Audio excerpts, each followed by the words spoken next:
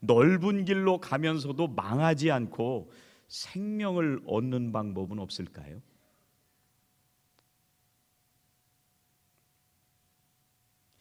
이 좁은 문이 뭘까?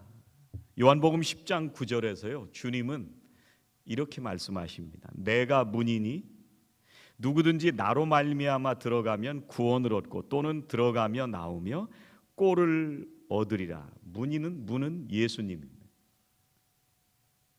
좁은 문이라는 것은 구원을 말씀하시는 건데, 단지 우리가 구원받는 것만을 말씀하시는 것이 아니라 구원받은 다음에 하나님의 말씀으로 살아가는, 매일매일 일상을 살아가는 우리의 삶 전체를 말씀하시는 거예요. 그게 좁은 길이고 좁은 문입니다. 유대인들은 뭐라고 생각을 했냐면요, 나는 아브라함의 자손이니까 나는 천국 갈 수 있어, 이렇게 생각을 했어요. 그래서 하나님께서 언약을 주셨고 나는 구원받은 백성이니까 표시를 하자, 할례를 표시했습니다. 하나님의 율법을 받았고 그 율법을 중요하게 생각하고 그 율법을 어느 정도 지켜서 살아가면 나는 구원받고 하나님과 좋은 관계 속에 살 거라고 생각을 하면서 살았습니다. 그런데 그 유대인들 중에서 가장 대표 정도 되는 사도 바울이 자기들이 그렇게 철석같이 믿고 살아가던 그 모든 것들이 배설물이다, 이렇게 얘기를 했어요.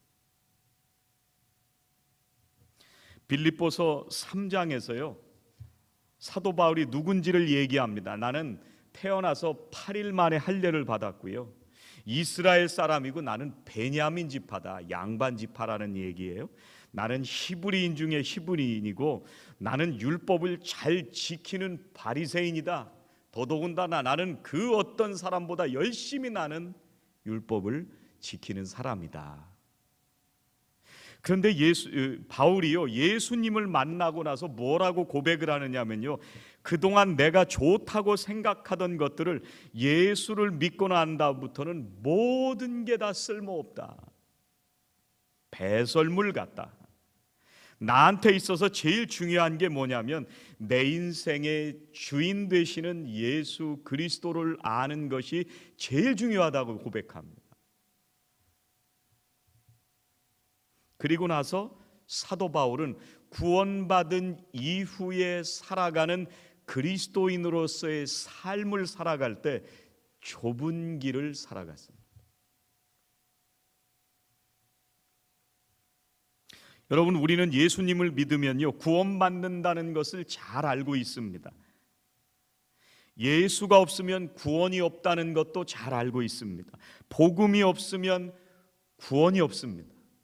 그런데 충격적인 사실은요, 예수를 믿고 주의 이름을 부르는데 천국에 들어가지 못할 수도 있다고 오늘 말씀하시기 때문에 이게 충격입니다.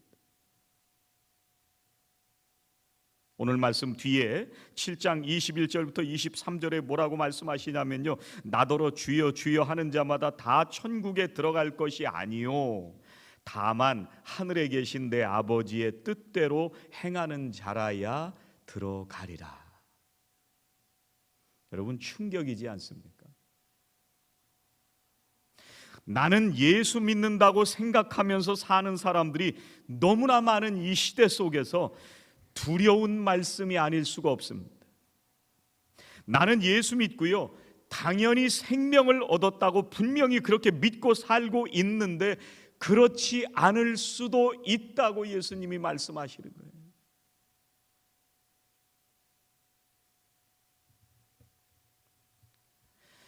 여러분, 우리가 오늘 읽은 이 7장 말씀은요, 5장부터 7장까지 오는 예수님께서 산에서 설교하신 설교의 결론입니다. 예수님이 이 말씀을 마치시면서 지금 산에서 설교하신 그 긴 설교를 사람들에게 이제 마지막으로 결단하라고 말씀을 하시는 거예요. 많은 사람들은요, 예수님께서 사람들에게 예수를 믿으라고 초청하신다고 생각을 합니다. invite, 초청하신다고 생각을 했습니다. 근데 여러분, 예수님이 지금 좁은 문으로 들어가라, 좁은 길로 가라고 말씀하시는 것은 초청이 아닙니다. 이걸 초대라고 생각을 하면요, 초청이라고 생각을 하면요, 이 초대를 받는 사람들이 이걸 받아들이지 않아도 된다, 이렇게 생각을 할 수가 있습니다. 내가 가도 되고 안 가도 되고 내가 자유가 있다, 이렇게 생각을 할 수가 있습니다. 어떤 분이 예를 들어서 목사님 오늘 저녁에 식사하시러 오세요, 이렇게 초대를 했어요. 제가 생각을 합니다. 갈까 말까, 이런 약속도 있고 저런 약속도 있어서 죄송합니다, 제가 이따가 약속이 좀 있습니다, 다음에 가겠습니다. 그런데 오늘 말씀하시는 주님의 말씀은요, 그 말이 아니에요. 13절에 좁은 문으로 들어가라는 말씀은요, 초대가 아니라 명령입니다. 주님께서 복음으로 초청을 하실 때 하시는 명령은 전부 명령형으로 쓰셨습니다. 회개하라, 명령형입니다. 주 예수를 믿으라, 명령형입니다.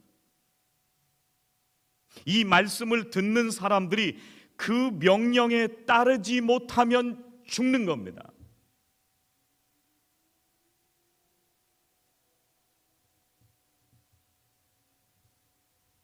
어떤 사람이 병원에서 암이라고 하는 진단을 받았습니다.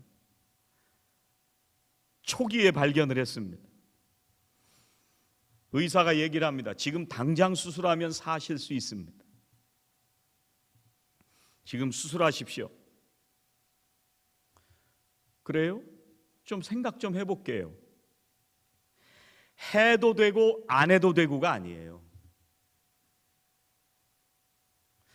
반드시 해야만 살 수 있는 거예요. 그런데 우리는 자꾸 본능을 따라서 살려고 합니다. 내가 편한 대로 살려고 합니다. 손해 안 보는 방향으로 살려고 합니다.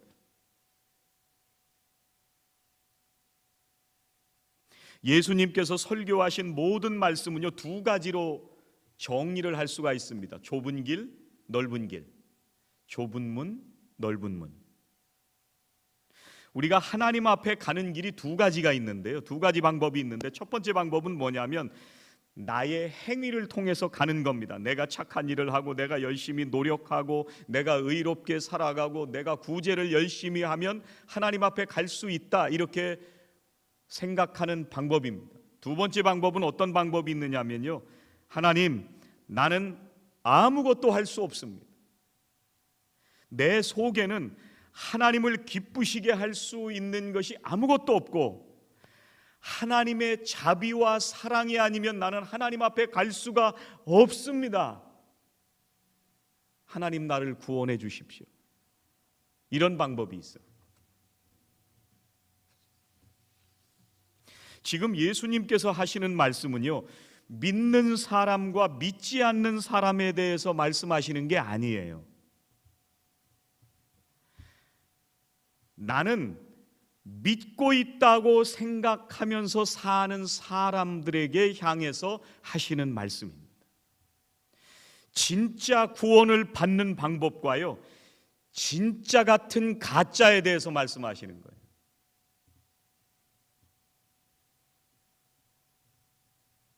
여러분, 하나님께서 생각하실 때 유행가 가사에도 있는 것처럼 내 거인 듯 내 거 아닌 내 거 같은 너.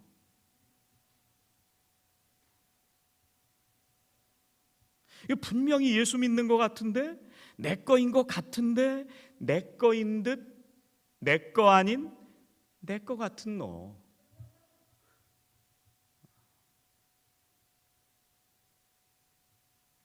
갈라디아서 3장 10절에요 뭐라고 말씀하시냐면, 무릇 율법 행위에 속한 자들은 저주 아래에 있나니 기록된 바 누구든지 율법 책에 기록된 대로 모든 일을 항상 행하지 아니하는 자는 저주 아래에 있는 자니라. 율법은요, 어떻게 해야 하나님 앞에 갈 수 있냐면 모든 일을 항상 해야 갈 수 있는 거예요. 여러분, 모든 일을 항상 할 수 있으세요? 예를 들면 제가 지나가다가 스탑 사인을 어겼어요. 내가 어겼다는 게 아니라 예를 들면 그렇다는 거예요. 산호세 와서는 안 어겼어요. 스탑 사인을 어겼는데 그날따라 애석하게 경찰이 봤어요. 애처로운 표정을 지으면서 한 번만 봐주세요. 근데 안 봐줘. 티켓을 띄었어요. 그래서 어떻게 좀 해보려고 코र्트에 갔어요. 코र्트에 가가지고 판사님, 내가 평상시에 스피드도 잘 지키고 스모그 체크도 다 하고 레지스트레이션도 다 리뉴했습니다. 저는 죄가 없습니다. 그랬더니 판사가 뭐라고 하냐면 그 얘기하는 게 아니고 너 스탑 사인 때문에 여기 온 거야. 스탑 사인 안 지켰잖아. 모든 일을 항상 지키지 않으면 죄가 되는 거예요. 이게 율법이에요. 그러니까 저주예요. 아무도 모든 일을 항상 지킬 수가 없기 때문에 그렇습니다. 스탑 사인 하나 안 지켰을 뿐인데.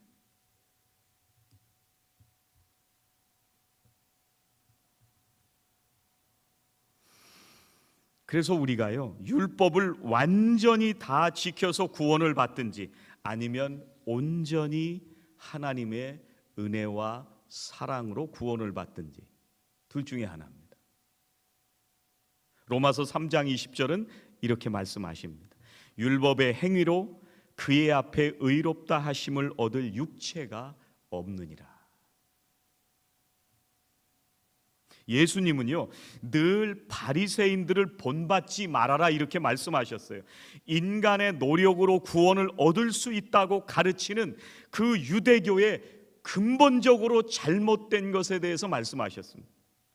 바리새인들은 생각을 했습니다. 주님, 제가 율법을 잘 지켰지 않습니까? 예배도 잘 드렸는데요, 기도도 잘하고 있습니다.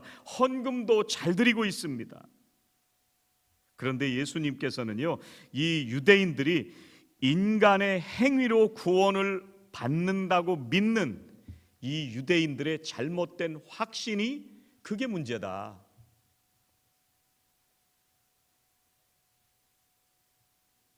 그리고 예수님께서 구원받을 수 있는 오직 한 가지 길을 말씀하셨는데, 구원을 얻기 위해서는 하나님, 내가 할 수 있는 것이 아무것도 없습니다. 전적으로 하나님만 의지하겠습니다. 빌립보서 3장 9절에 이렇게 말씀하십니다. 내가 가진 의는 율법에서 난 것이 아니요 오직 그리스도를 믿음으로 말미암은 것이니 곧 믿음으로 하나님께로부터 난 의라. 여러분, 우리들은요, 대개 나는 어느 정도 잘 하고 있다고 생각을 해요.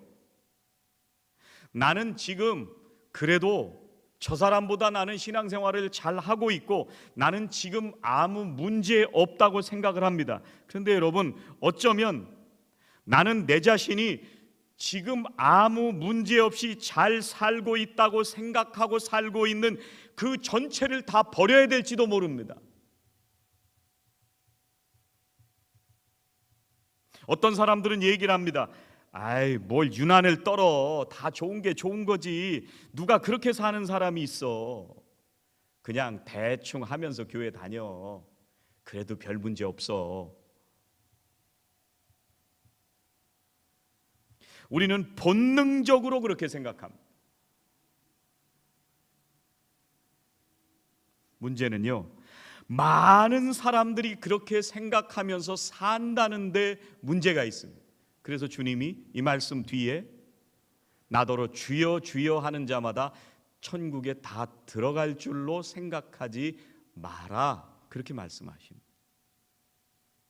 그래서 예수님은요, 거짓 선지자들을 조심해라 그렇게 말씀하시면서요, 그 사람들을 열매를 보면 알 수가 있다. 겉으로는 다 지키면서 사는 것 같은데 실제 그렇지 않다고 말씀하십니다. 오늘 17절, 18절, 20절 말씀해 보니까요, 이와 같이 좋은 나무마다 아름다운 열매를 맺고 못된 나무가 나쁜 열매를 맺나니 좋은 나무가 나쁜 열매를 맺을 수 없고 못된 나무가 아름다운 열매를 맺을 수 없느니라.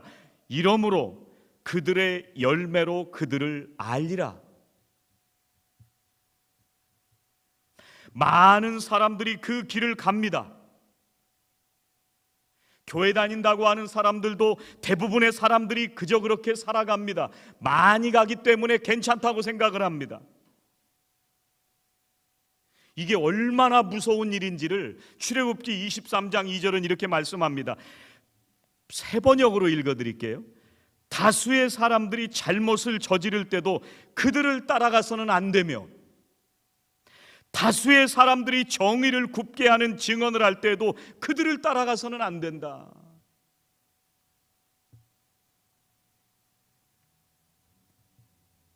여러분, 다수의 선택이 진리가 아닐 때가 많습니다.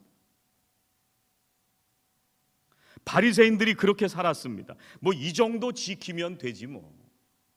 14절 다시 보세요. 생명으로 인도하는 문은 좁고 길이 협착하여 찾는 이가 적음이라. 협착하다 말씀하십니다. 꽉 낀다는 얘기예요. 깝깝하다는 얘기. 제한되어 있다는 거예요. 제한되어 있다. 좁은 길은요, 예수님을 따르는 사람들이 사는 길이에요. 여러분, 부자 청년이 예수님에게 찾아와서 물었습니다. 주님, 어떻게 해야 영생을 얻을 수 있습니까? 기가 막힌 질문입니다. 어떻게 이런 생각을 했을까요? 문 앞에까지 왔습니다. 예수님이 말씀하십니다. 네가 가진 모든 재물을 팔아서 가난한 자들에게 나누어 주라. 부자 청년은요, 문 앞에까지 왔는데 못 들어갔어요.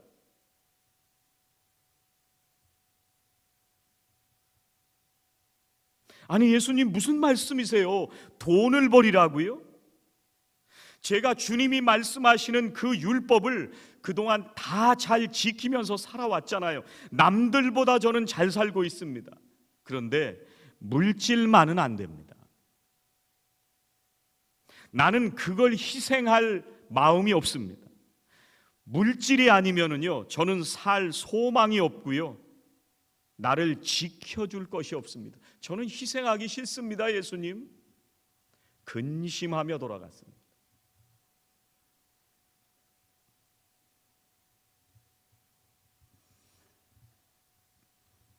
이 청년이 뭐라고 생각했어야 되느냐면요, 하나님이 나를 불쌍하게 여기시지 않으면 나는 아무것도 할 수 없습니다. 주님의 그 사랑을 내가 받기 위해서는 내가 가지고 있는 꿈도 버리고 소망도 버리고 내가 지금까지 잘 살아오고 있다고 하는 이 종교 의식도 버리고 교만도 버리고 내 재산과 내 자아와 내 모든 것을 버리지 않으면 저는 주님의 사랑을 받을 수 없습니다. 이렇게 고백했어야 되는 거예요. 그걸 못한 거예요.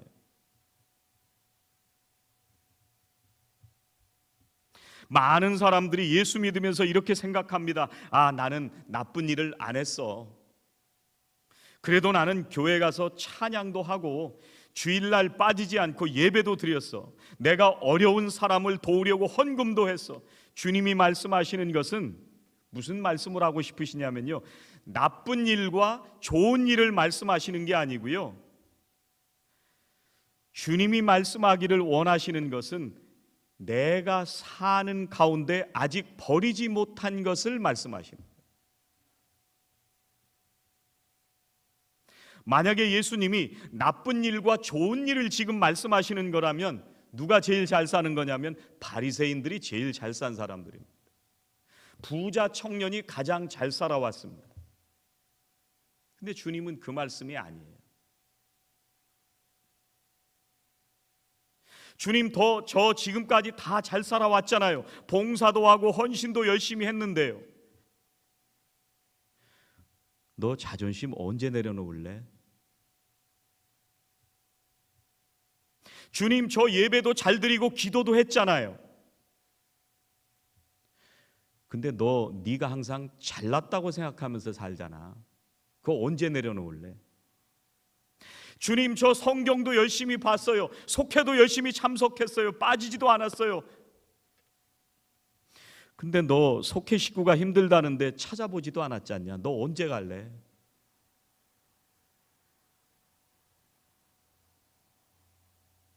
주님이 말씀하시는 거는요, 내가 마지막까지 버리지 못하고 있는 것을 끌어안고 본능을 따라서 살고 있는, 희생하지 못하는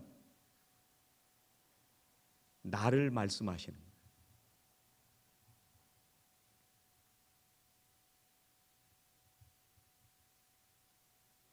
거예요. 이 말씀 준비하면서 제가 제일 찔렸습니다.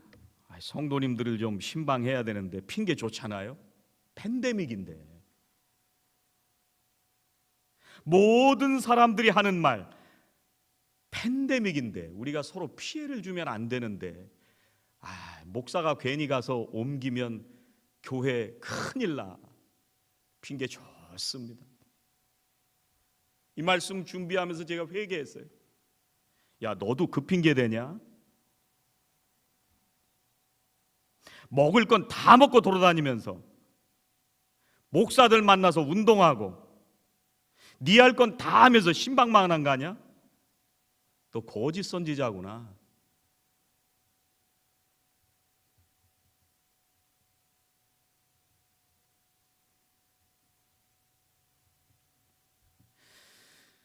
여러분, 내 주장을 끝까지 하는 것이 쉬울까요? 아니면 겸손히 내 자아를 내려놓는 게 쉬울까요?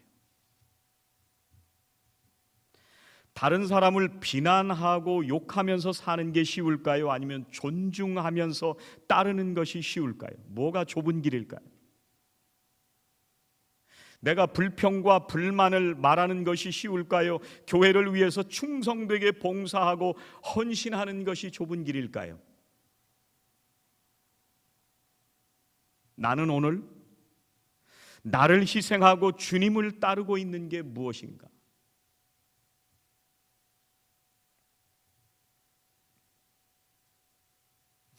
여러분, 선택으로 따지자면요, 가장 잘못된 선택을 한 사람은 예수님입니다. 병자들을 낫게 하는 그런 위대한 능력이 있으시죠. 말씀 한마디로 사람을 변화시키는 말씀의 권세가 있으시죠. 얼마든지 세상의 모든 것을 다 소유할 수 있는 분이셨는데 너무나 허무하게 십자가의 길을 가셨습니다. 겟세마네 동산에서 기도하실 때도요, 기도를 통해서 십자가의 길을 가셨습니다.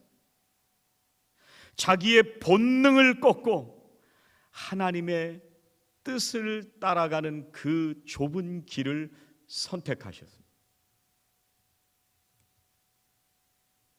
우리가 볼 때는 가장 나쁜 것처럼 보이는 그 선택으로 우리를 구원해 주셨고, 우리가 생각할 때는 말도 안 되는 것 같은 선택이었는데 주님은 우리에게 생명을 주셨습니다. 오늘도 두 갈래 길 앞에서 십자가의 길을 가는 사랑하시는 우리 성도님들 다 되시기를 주의 이름으로 축원합니다. 기도하시겠습니다. 하나님, 오늘도 하나님의 구원받은 자녀로 예배하게 하여 주시니 감사합니다. 주님, 내가 지금 십자가의 길, 좁은 길을 가고 있는지 주님 앞에 나의 삶을 돌아봅니다. 하나님, 이 말씀 앞에 겸손히 회개하며 나아갑니다. 주님, 저희들이 주님 가신 그 길을 따라간다 하면서도 여전히 버리지 못하고 있는 것들이 있다면 주님, 오늘 말씀 앞에 내려놓게 하여 주시고 주님 명령 앞에 좁은 문, 좁은 길을 걸어가는 믿음의 자녀들이 다 되게 하여 주시옵소서. 예수님의 이름으로 기도하옵나이다. 아멘.